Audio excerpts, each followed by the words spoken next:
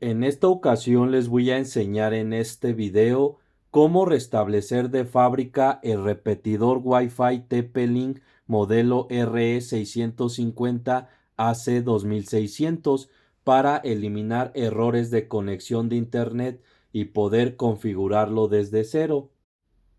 El repetidor debe estar conectado al tomacorriente de su casa y encendido así como se los muestro. Ahora van a utilizar una aguja y se van del lado derecho del repetidor y buscan el botón de reset, que es este que les estoy señalando. Proceden a meter la aguja en el botón y lo presionan durante 5 segundos.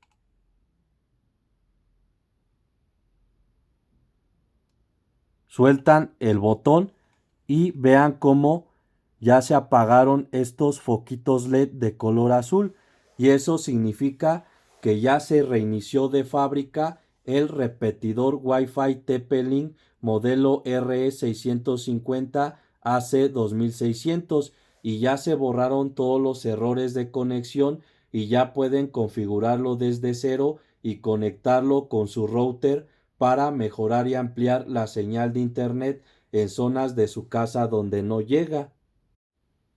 Cuando deja de parpadear el foco LED de color azul que dice Power y se queda prendido, significa que se reinició correctamente el repetidor Wi-Fi TP-Link RE650 AC2600, también llamado extensor de red inalámbrica, y ya pueden configurarlo desde cero, y ese video lo pueden ver en mi canal.